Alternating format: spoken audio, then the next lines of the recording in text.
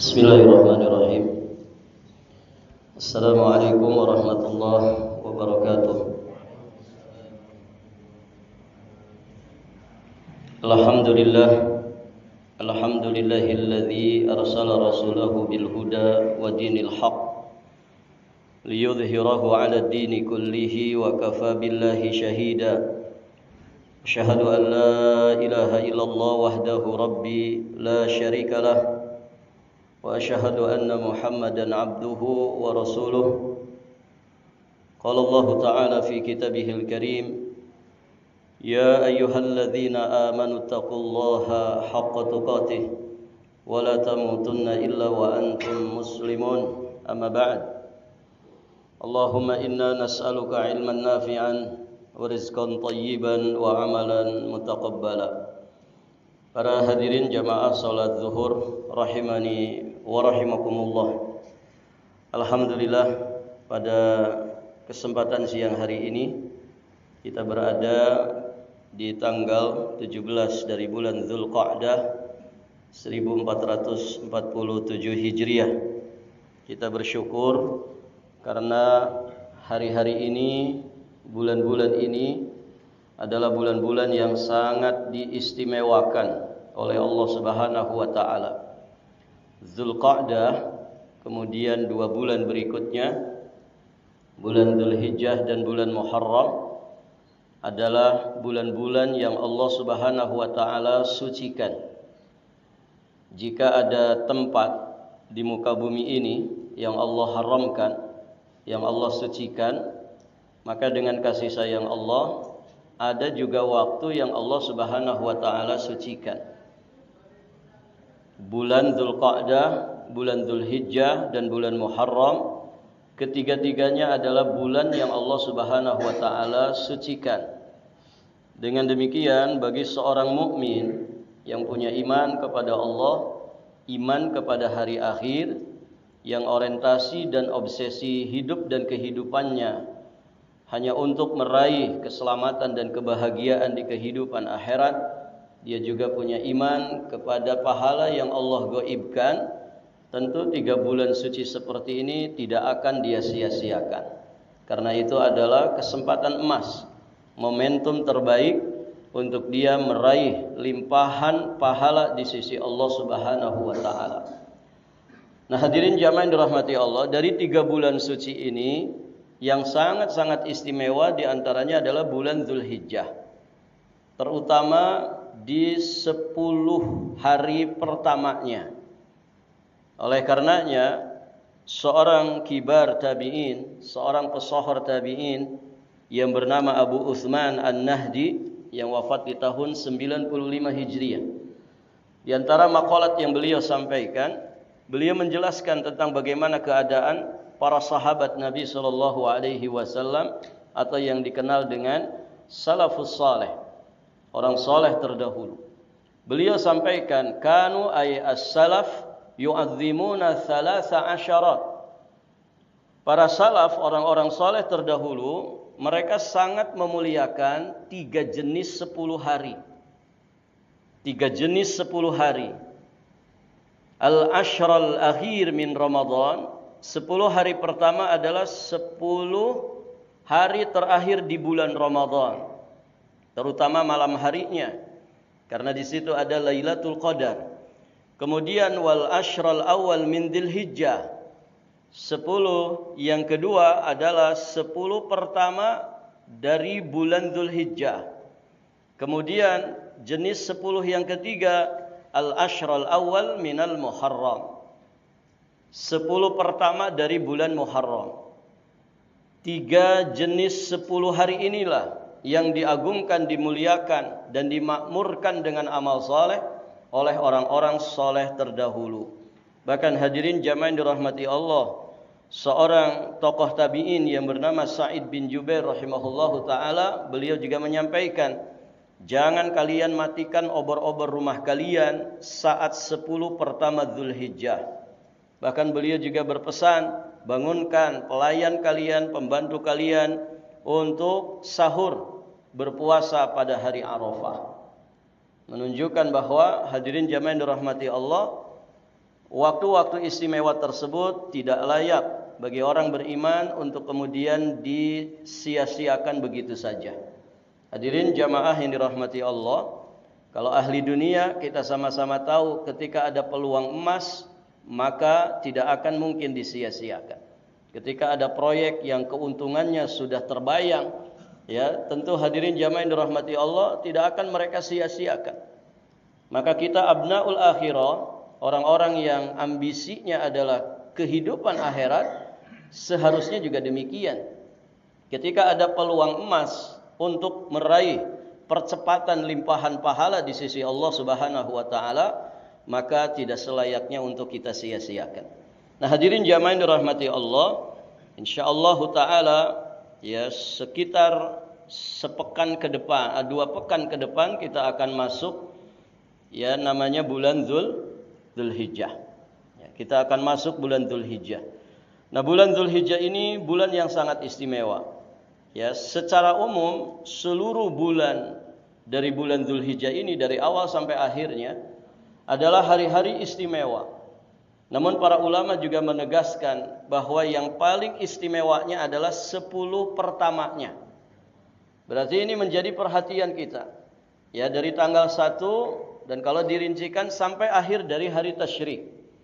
Jadi sekitar hampir 2 pekan di awal dari bulan Dzulhijjah yang harus menjadi perhatian kita bersama untuk kita makmurkan dengan nilai-nilai iman dan juga amal saleh. Dan kasih sayang Allah kepada kita tidak ada satupun waktu-waktu yang Allah istimewakan, melainkan Allah dan Rasulnya pasti mengajarkan kita bagaimana cara untuk memakmurkannya. Maka Masya Allah, ya 10 pertama ini dari bulan Dzulhijjah sangat-sangat istimewa bagi kaum muslimin. Karena amal-amal yang kita lakukan di dalamnya itu amalan yang paling dicintai oleh Allah Subhanahu wa taala. Apalagi kalau kemudian kita membahas fadilah-fadilah secara terperinci. Nanti tanggal 9-nya yang disebut dengan hari Arafah, ini punya fadilah tersendiri. Ada amalan tersendiri yang mesti kita lakukan di dalamnya. Kemudian di tanggal 10-nya yang disebut dengan Idul Adha atau disebut juga dengan Idul Nahr, itu juga punya pembahasan tersendiri. Kemudian satu hari berikutnya tanggal 11 yang disebut dengan Yaumul Qar, hari menetap. Karena di situ para hujjaj, yakni para jemaah haji sudah mulai menetap di Mina. Tanggal 11 itu disebut oleh Nabi a'zamul ayyam indallah, seutama-utamanya hari di sisi Allah Subhanahu wa taala. Kemudian ayyamut tasyrik yang diawali dengan tanggal 11, kemudian tanggal 12 dan tanggal 13. Ini semuanya punya rincian pembahasan ya dan keutamaan serta keistimewaan tersendiri. Intinya hadirin jamaah yang dirahmati Allah, makmurkan waktu-waktu istimewa itu dengan sebaik-baiknya amal. Kenapa ini kita sampaikan? Karena hadirin jamaah yang dirahmati Allah, geliat kaum muslimin di masyarakat kita ini kurang memberikan antusias ya terhadap bulan Dzulhijjah. Padahal hadirin jamaah yang dirahmati Allah, itu adalah hari-hari yang paling mulia, afdalu ayyamid dunya. Hari-hari yang paling afdal yang ada di dunia ini. Dan Idul Adha secara khusus disebutkan oleh Imam Ibn Rajab Al-Hambali alaihi rahmatullah. Beliau menyampaikan Idul Nahri wa huwa akbarul idain wa afdaluhuma. Bahwa Idul Nahri, hari raya kurban, atau disebut juga dengan Idul Adha. Beliau sampaikan bahwa Idul Adha itu akbarul idain, sebesar-besarnya hari raya dari 2 hari raya yang ada. Bahkan beliau sampaikan afdaluhuma, yang paling utama dari 2 hari raya yang ada. Baik, para jamaah, coba perhatikan masyarakat kita. Lebih antusias mana, Idul Fitri atau Idul Adha? Yang mana, Pak? Idul Fitri. Coba bandingkan lapangan-lapangan tempat sholat Id itu. Bandingkan orang yang datang untuk sholat Idul Fitri dengan yang datang untuk Idul Adha. Lebih banyak mana? Lebih banyak Idul Fitri. Coba perhatikan. Kenapa? Karena mungkin iklannya kurang gencar ini. Padahal hadirin jamaah yang dirahmati Allah, Idul Adha itu akbar idain. Hari raya bagi kaum muslimin yang paling besar dari 2 hari raya yang ada. Dan dia paling utama. Kenapa demikian para jamaah?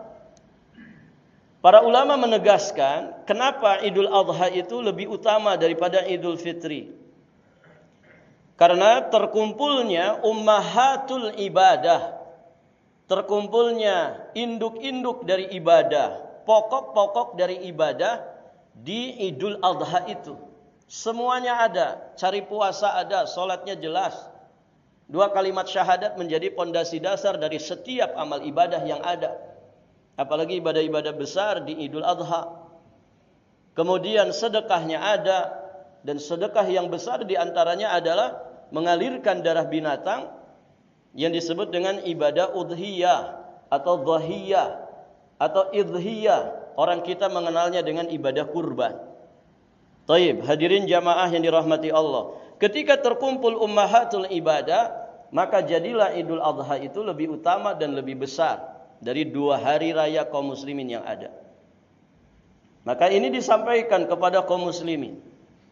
Para ulama juga mengingatkan, sampaikan ini kepada keluarga kita. Kenapa? Karena antusias masyarakat kita itu sangat kurang terhadap Idul Adha. Sebagian malah salah paham. Sebagian orang Pak tidak mau ke lapangan itu karena merasa saya belum jadi Bu Haji. Saya belum disebut Pak Haji karena belum pernah ke Tanah Suci. Jadi disangkanya Idul Adha itu lebarannya haji. Jadi kalau yang belum haji malu kalau ikut lebaran. Begitu. Sebagian masyarakat memahaminya begitu. Idul Adha itu disebut lebaran haji. Berarti yang belum haji ya tidak usah lebaran. Padahal itu lebarannya kaum muslimin. Bahkan itu yang terbesar, itu yang paling utama. Nah itu para jamaah yang dirahmati Allah Subhanahu wa taala.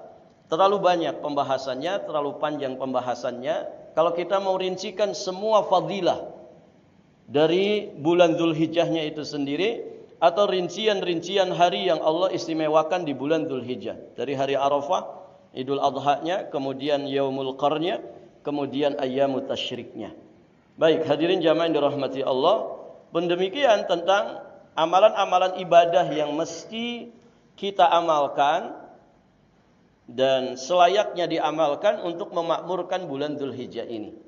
Ya, karena waktunya terbatas, hadirin jamaah yang dirahmati Allah, ya sebagaimana kaidah mengatakan la ma la yukhadhu kulluh la yutraku julluh. Apa yang tidak bisa diambil semuanya, maka jangan ditinggalkan semuanya.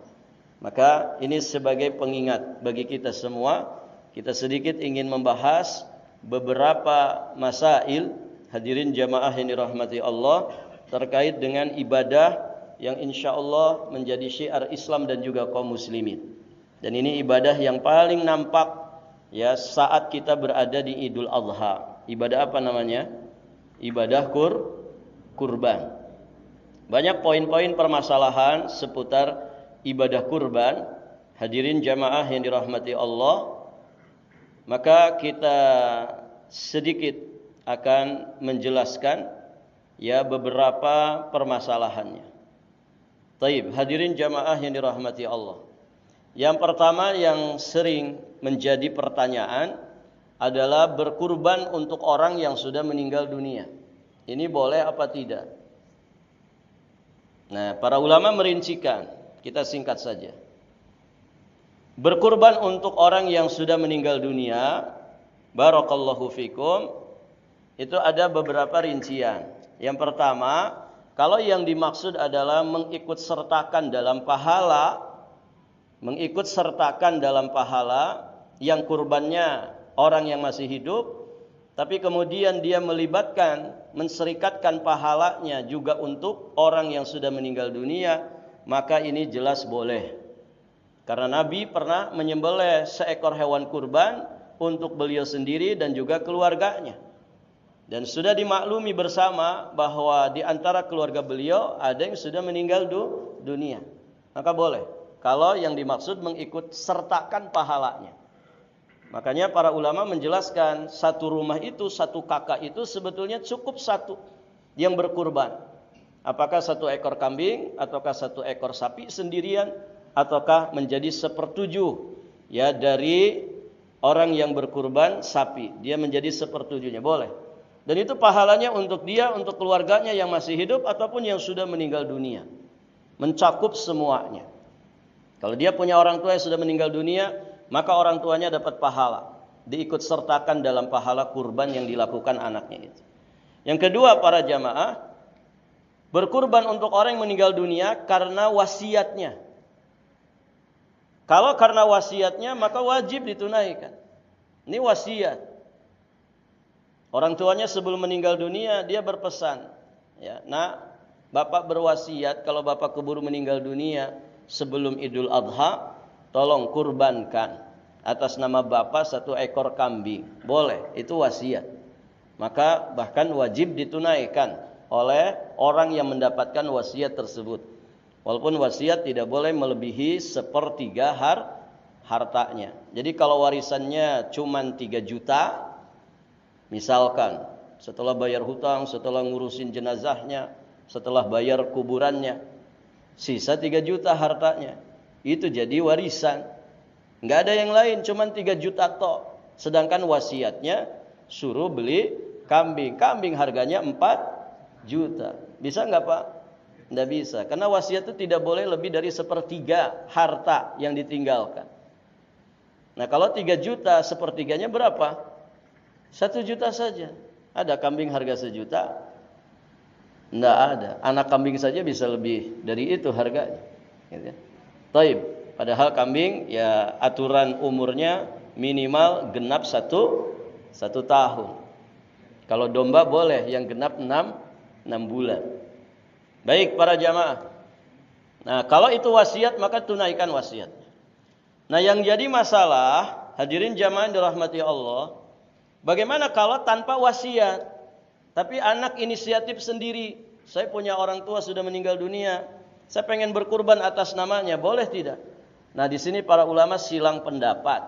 Sebagian mengatakan tidak boleh, laisa min amalis salaf. Itu bukan termasuk amalan orang-orang soleh terdahulu. Lam yakun ma'rufan anis salaf, tidak pernah dikenal ya oleh orang-orang soleh terdahulu. Taib. Hadirin jamaah yang dirahmati Allah, itu juga disebutkan oleh Imam Malik bin Anas. Taib. Imam Abdullah bin Mubarak juga menyatakan seperti itu. Ahabu ilayya an yatasaddaqa anhu. Lebih aku sukai, kata Imam Ibnu Mubarak, ya, sedekah saja atas nama mayit. Wala yudhha anhu. Namun tidak berkurban atas nama mayit. Ini pendapat sebagian ulama. Namun hadirin jamaah yang dirahmati Allah, bukan berarti orang tua kita yang sudah meninggal dunia enggak dapat jatah pahala dari kurban, tidak. Maka berdasarkan pendapat ini, cukup atas nama anaknya saja yang masih hidup. Kemudian dia libatkan kedua orang tuanya yang sudah meninggal dunia dalam pahalanya. Sudah dapat itu. Taib. Namun di sana juga ada yang membolehkan berkurban atas nama orang yang sudah meninggal dunia. Apa dasar mereka? Dasar mereka adalah bahwa kurban atas nama orang yang sudah meninggal dunia itu disamakan ya dengan sedekah untuk mayit. Sedekah untuk mayit itu boleh. Hadirin jamaah yang dirahmati Allah. Nah, yang membolehkan itu mereka menyamakan bahwa kurban juga sama. Itu seperti sedekah atas nama mayit. Dan ada fatwa dari Lajnah Daimah tentang itu. Barakallahu fikum. Taib, para jamaah yang dirahmati Allah.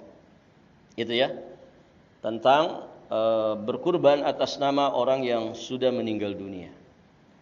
Permasalahan berikutnya yang kadang jadi pertanyaan tentang hukum menggabungkan niat kurban dan akikoh. sama-sama menyembelih hewan, kan begitu. Akikah ya lazimnya kan pakai kambing. Barakallahu fikum. Kurban juga bisa pakai kambing. Baik para jamaah, boleh nggak digabungkan? Mumpung begitu ya. Pas Idul Kurban ya, pas juga anaknya lahir. Gitu kan?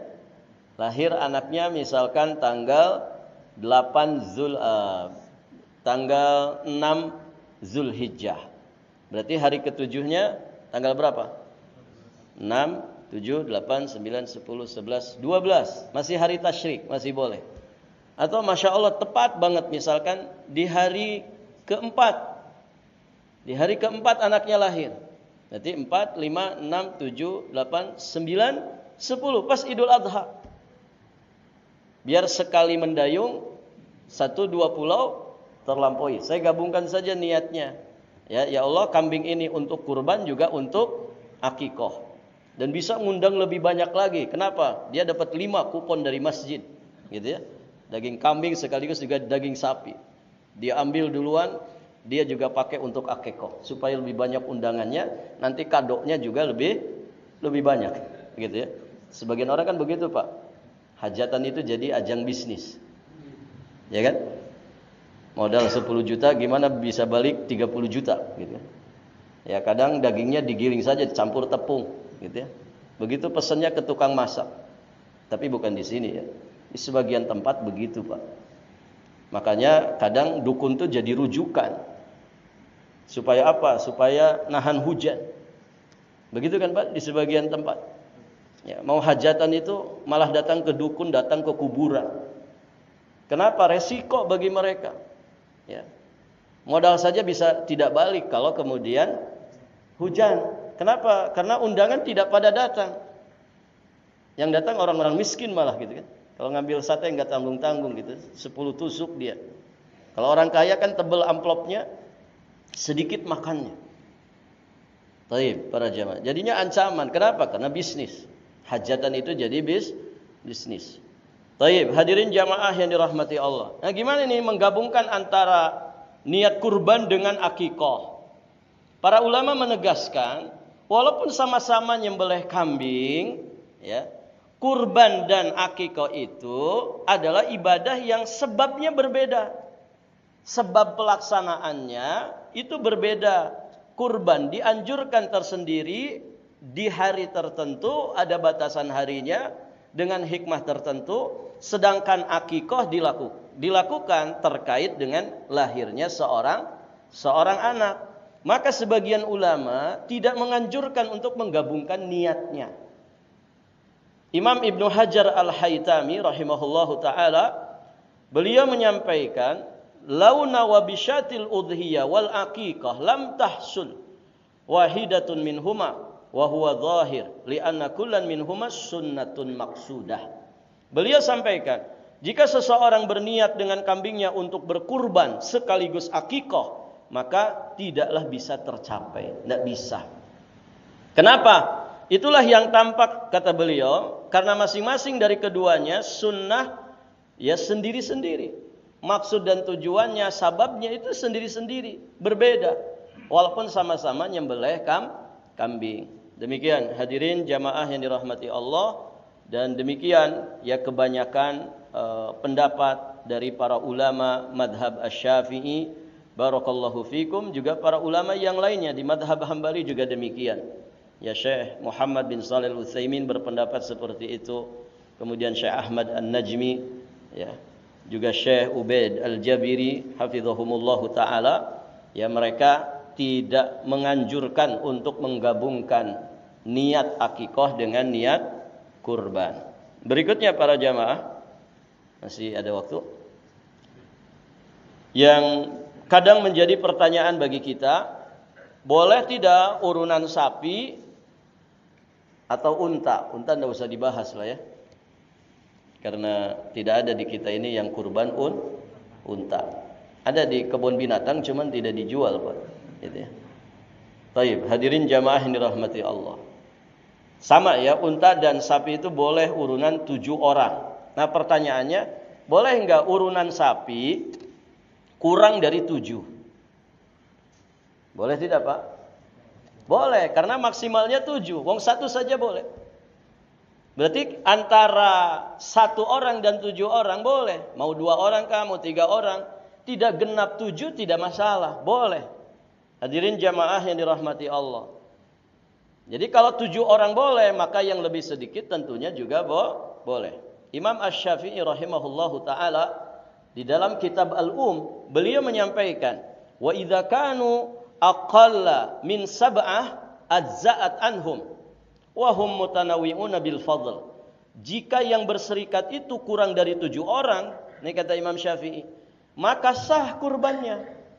Dengan itu mereka teranggap melakukan amalan-amalan sunnah atas kelebihan harta yang dikeluarkan. Begitu. Misalnya 3 orang nih Pak, 3 orang. Barakallahu fikum, beli sapi yang harga 21 juta. Gitu ya. Maka yang lebih besar urunannya jelas lebih besar pahalanya.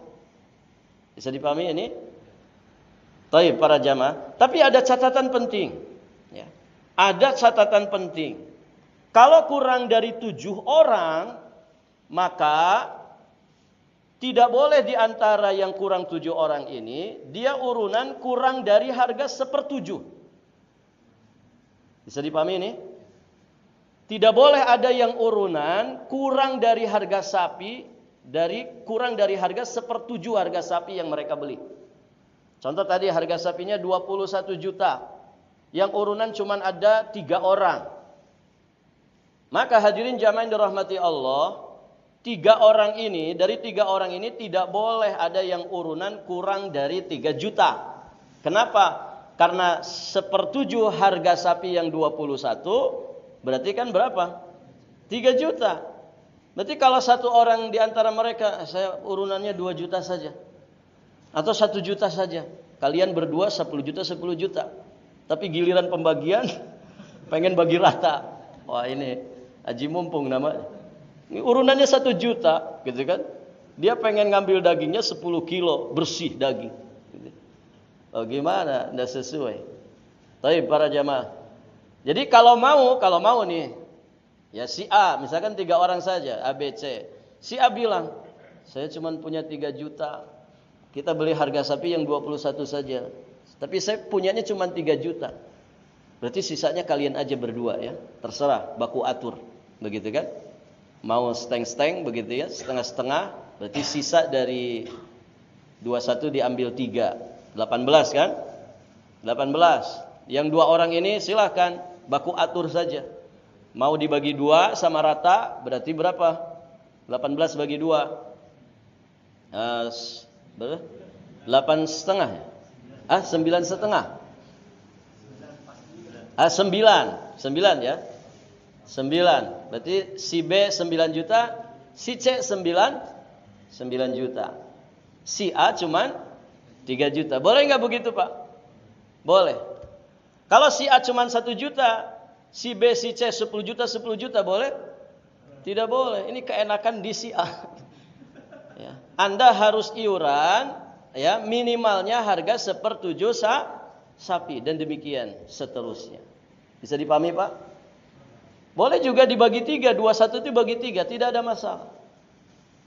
Jadi kesimpulannya boleh ya, kurang dari 7 orang, namun ya dikatakan oleh para ulama bahwa ba'da alla yang kuso anis subuh, ya selama yang diantara yang patungan kurang dari 7 orang itu, selama dia ya ikut urunan tidak kurang dari harga 1/7-nya.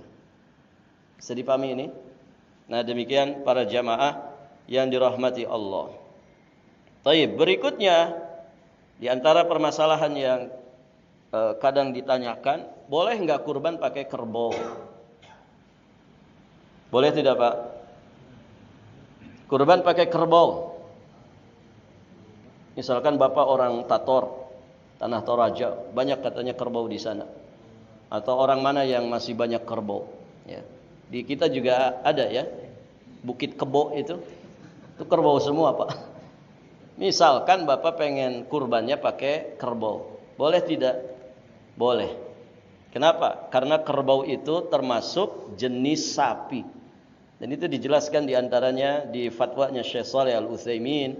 Beliau mengatakan al-jamusu minal baqar. Ya, kerbau itu termasuk jenis sapi. Kambing juga kan ada beberapa macam kan. Pokoknya kalau masuk kategori kambing-kambingan, kalau masuk kategori domba-dombaan, jenisnya apapun, ya, selama kategorinya kambing atau domba, maka boleh. Demikian para jemaah. Unta saja kan ada beberapa varian kan. Ada unta merah, ada unta punuk 1, ada unta punuk 2. Kalau burung unta, boleh tidak Pak? Tidak boleh, itu kan bukan unta, dia burung. Cuman mirip unta. Nah, demikian para jamaah yang dirahmati Allah. Sudah 30 menit. Mau lanjut atau cukup? Nah, sedikit lagi para jamaah yang dirahmati Allah. Ada hikmah yang dijelaskan oleh para ulama tentang batasan umur dari binatang yang dikurbankan. Kenapa Nabi mensyaratkan batasan umur dari hewan-hewan yang dikurbankan? Ternyata itu ada hikmahnya. Para hadirin jamaah yang dirahmati Allah. Kan ada domba, ada kambing, ada sapi, ada unta. Batasan yang disyaratkan di dalam syariat Islam, hadirin jamaah yang dirahmati Allah, untuk domba boleh yang genap 6 bulan. Domba. Bisa bedakan Pak domba dengan kambing? Ya, pokoknya domba ada cirinya, kambing ada cirinya. Domba itu biasanya berburu lebih lebat kan begitu ya. Jugrugannya sih agak beda juga ya. Kambing ada kambing kacang. Barakallahu fikum. Nah, kalau kambing itu yang genap satu tahun. Itu minimalnya. Para hadirin jamaah yang dirahmati Allah. Adapun sapi yang genap 2 tahun. Kurang dari 2 tahun tidak boleh. Nah, Bapak yang mau kurban, ya, ketika beli hewan kurban perhatikan itu umurnya. Kalau mau beli kambing, Pak, ini umurnya berapa? Sudah genap setahun belum? Belum. Ini masih 8 bulan. Oh, enggak boleh. Karena syaratnya begitu. Kalau mau beli domba, tanya, ini domba ini umurnya berapa? Baru 5 bulan. Oh, enggak boleh. Harus genap 6 bulan untuk domba, kemudian 1 tahun untuk kambing kacang. Kalau sapi yang sudah genap 2 tahun, berarti kalau kurang dari 2 tahun, tidak boleh. Untuk unta yang sudah genap 5 tahun. Kurang dari 5 tahun, tidak boleh. Karena tidak masuk syarat kriteria umur dari hewan kurban itu. Nah, ternyata itu ada hikmahnya. Dijelaskan hikmahnya oleh Syekh Abdullah Al-Bassam rahimahullahu ta'ala, ya, di dalam kitabnya Tawdihul Ahkam. Beliau menyampaikan, as-saniyu min bahimatil an'am ma tajawaza lahmuhu taurar rakhawa wal muyu'ah. Beliau sampaikan bahwa hewan yang menjadi batasan usia, syarat batasan usia dari binatang kurban, itu adalah hewan yang dagingnya itu telah melewati keadaan lunak, namun belum sampai keras. Belum sampai keras dan alot. Jadi batasan-batasan usia hewan tadi, Pak, itu batasan-batasan umur dari hewan masing-masing tadi, yang kalau disantap, dikonsumsi oleh manusia, itu dagingnya pas enak-enaknya. Karena dia sudah melewati fase daging lunak, ya. Dan dia juga belum sampai kepada fase daging yang alot. Berarti pas enak-enaknya untuk dinikmati. Jadi domba itu ya enak-enaknya dinikmati setelah genap 6 bulan. Kambing itu ya dagingnya pas enak-enaknya dinikmati itu adalah yang sudah genap 1 tahun. Sapi itu yang enak dinikmati dagingnya yang sudah genap 2 tahun. Coba kalau ada sapi sudah 5 tahun, Pak. Enak enggak? Ya alot, para jamaah yang dirahmati Allah. Karena itu usia unta. Pernah makan daging unta, Pak? Nah, gampang sekarang makan daging unta. Bapak kalau umroh cari saja daging unta. atau beli frozennya gitu, diimpor. Tapi sekarang kan semua di frozen ya, daging kambing aja ada frozennya gitu. Kambing utuh itu tanpa kepala. Tapi saya belum pernah beli, cuma diceritain aja. Hadirin jamaah yang dirahmati Allah. Jadi itu hikmahnya itu. Makanya Masya Allah, ini kalau bukan karena wahyu nggak bisa. Ya. Di zaman Nabi itu kan belum ada dokter hewan, Pak. Belum ada dokter hewan. Beda dengan zaman sekarang kan, dokter kucing saja ada kan. Yang melihara kucing, hotel kucing ada. Bahkan kucing yang mau hamil, mau disesar atau normal ada. Hadirin jamaah yang dirahmati Allah. Masya Allah. Hadirin jamaah yang dirahmati Allah. Di zaman Nabi belum ada dokter hewan. Mana tahu mereka kenapa usianya 2 tahun, kenapa usianya harus genap 6 bulan, 1 tahun, 5 tahun. Tapi ini wahyu, murni wahyu dari Allah, pencipta manusia, pencipta juga hewan-hewanan. Allah Maha tahu ya, daging terenak dari binatang-binatang tadi untuk disantap, dinikmati oleh manusia itu di usia berapa. Allah penciptanya, maka Allah Maha tahu tentang itu. Barakallahu fikum. Hadirin jamaah yang dirahmati Allah, sampai di sini saja pelajaran kita. Masih banyak poin-poin yang lain yang selayaknya untuk kita bahas, namun karena waktu yang terbatas kita cukupkan saja sampai di sini. Semoga yang sedikit ini bermanfaat, menjadi pengingat bagi kita untuk bisa maksimal di dalam mengisi waktu-waktu istimewa ini dengan sebaik-baiknya, terutama ibadah kurban yang menjadi syiar dari Islam dan juga kaum muslimin. Demikian para jamaah, semoga bermanfaat. Allahu a'lam bis-shawab. Jika ada pertanyaan sebelum ditutup, dipersilakan.